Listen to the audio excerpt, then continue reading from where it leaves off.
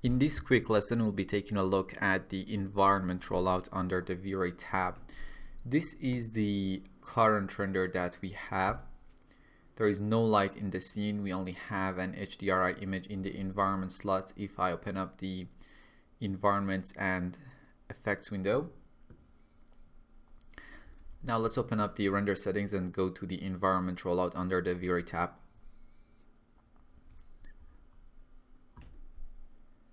And here you can override the 3ds Max's environment for global illumination, reflection, refraction, and secondary matte environments. If I enable GI environment override, for example, you can define a color to be used in the environment for global illumination calculation instead of the defined HDRI map in the environment slot of 3ds Max.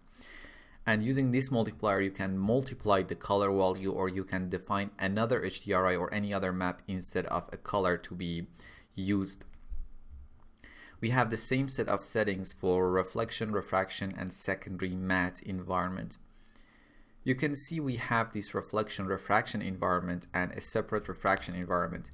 Right now, if I enable reflection refraction environment, the color or texture defined here will be used for both reflection and refraction rays, which is normally what you want. But if you want to have a separate environment override for reflection and refraction rays, simply enable refraction environment. And now the reflection refraction environment section will only be used for reflection rays, and refraction environment will be used specifically for refraction rays. And we also have the secondary matte environment. This group allows you to control the appearance of matte objects in reflections and refractions. For the GI environment override, let's use a pure red color with the value of 150.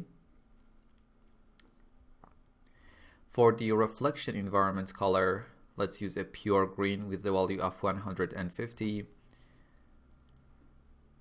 And for the refraction, use a blue color with the value of 150.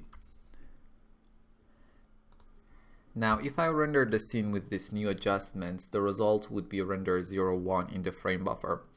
What is happening here is that the GI rays do not see the HDRI map defined in the environment slot, but they see a red color as the environment.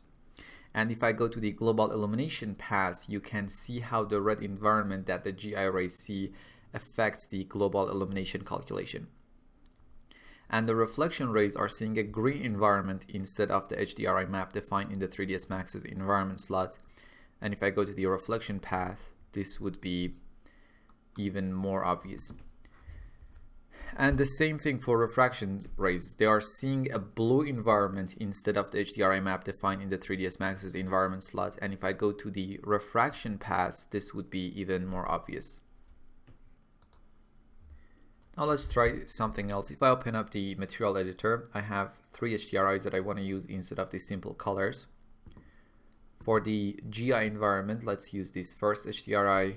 For reflection environment, use this second HDRI. And for refraction environment, use this third HDRI. Now, as you can see in the render 02, and if I go through different passes, you can see different rays are using different HDRIs. If you are using the environment slot instead of the very dome light to lit your scene, to save some memory, you can define a less detailed HDRI in the GI environment and use a higher quality HDRI in the reflection and refraction environment. Okay, in this lesson we learned about environment rollout. See you in the next lesson.